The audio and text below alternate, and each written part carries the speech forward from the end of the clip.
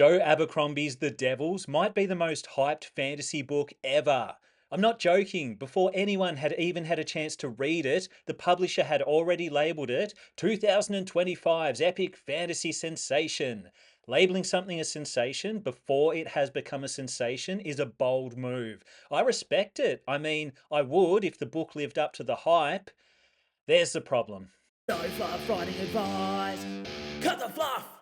Firstly, even without the publisher's blatant overhype, I feel like Joe Abercrombie himself has been rather hyped over the years. I frequently see him suggested as the guy who should finish George R. R. Martin's Song of Ice and Fire series, which is high praise and a big ask. Honestly, very few writers could pull it off. I don't know if anyone could. George R. R. Martin himself can't even seem to do it.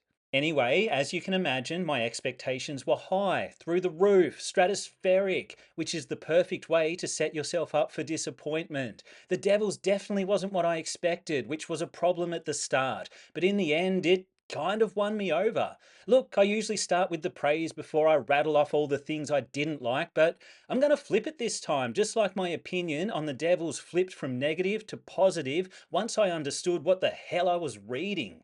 Firstly, the premise is kind of flimsy. Basically, the Pope has a fantasy world suicide squad of unwilling supernatural folk, and they're sent on a very important mission, perhaps the most important mission in the world. And what, the Pope couldn't hire some more reliable people? Maybe people who actually care if the mission's a success?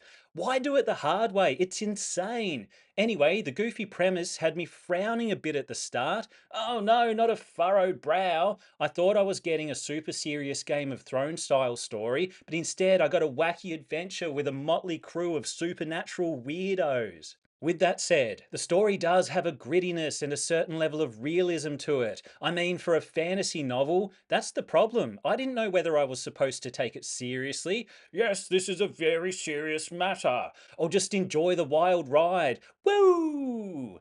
It is confusing when you don't know what to expect. The story keeps bouncing between cartoonishly wacky and soberingly grim and dark. For roughly the first half of the book, I struggled to feel invested in the characters, even though they're unique, interesting, and exceptionally well written. It doesn't help that the plot is kind of weak and, yeah, a little wacky. Escort a street thief to the city of Troy so she can claim the vacant throne. I struggled to care about the characters or their dumb mission. Maybe it's because the characters themselves don't care about the mission. It feels like the entire supernaturally simple plot is just there so the author can explore his characters. Especially when, while on the most important mission in the world, they start doing side quests. Presumably because the Pope is stingy and didn't give the team enough coin to buy their way to Troy. Typical. Basically, for the first half of the book, I didn't have anyone to root for, or even root against. The characters are just sort of there doing stuff.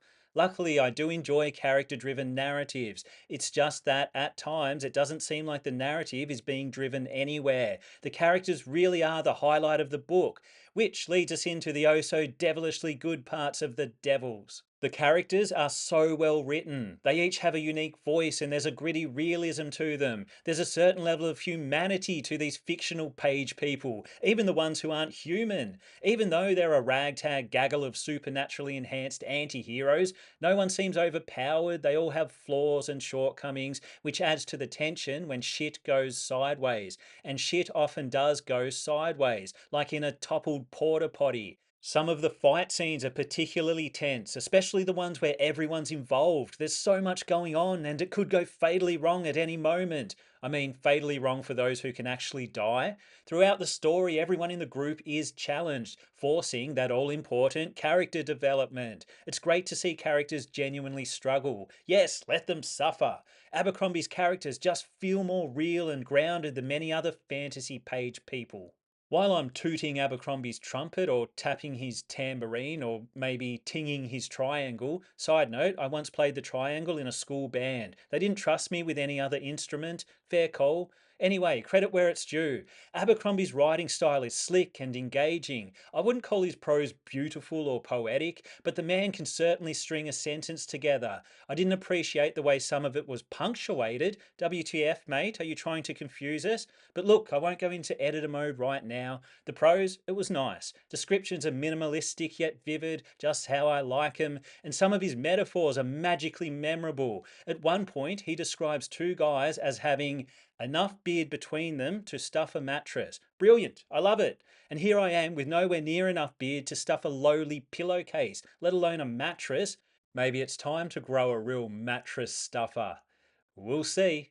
Oh, plenty of payoffs and twists at the end of the story. Most of them make sense and are nicely foreshadowed. One big one isn't foreshadowed at all, unless I miss something, but it is quite shocking and it fits. It's not forced. I give it a pass. My one complaint is it feels like all the twists come at once, right at the end, among scene after scene of pure, unrelenting chaos, like a twist torrent. When Brandon Sanderson does it, it's called a Sanderlanche. What's the Abercrombie equivalent? Abercrombie apple crumble to the face? No, that doesn't work. Oh, while we're back on the negatives, one element of the story that made me roll my eyes is the almost fourth wall breaking commentary on the story itself. For example, at one point, a twist happens, as they do, but a character starts talking about what a twist it is, literally commenting on the narrative they're in. I'll have you know, I find that kind of hacky. Maybe because I've seen it so many times before. I mean, I've even done it myself, and it was definitely hacky then. But it can be fun to provide that type of meta commentary sometimes. With the wackiness of the story, I'll admit it does kind of work. Which brings us to my final point. Don't make the mistake I made going into The Devils. I foolishly went in expecting to find George R.R. Martin's replacement. That's not what Abercrombie is, at least not in this book. He doesn't even look anything like George. Look, at its core, The Devils is an absurd character-focused adventure with a cartoonish plot. If I'd realised this from the start, I would have enjoyed it more. Or maybe it is super serious and it's just me who finds it wacky. Wouldn't surprise me. Classic triangle player behaviour. So the big epic question, is The Devils a sensation as the publisher would have us believe? I wouldn't go that far, but overall it's pretty good. The publisher really should change the description. Be honest, The Devils, a pretty good epic fantasy. I'd read it. If you enjoyed this video, hit subscribe. If you didn't enjoy this video, hit subscribe anyway and hate watch my content. That's always fun.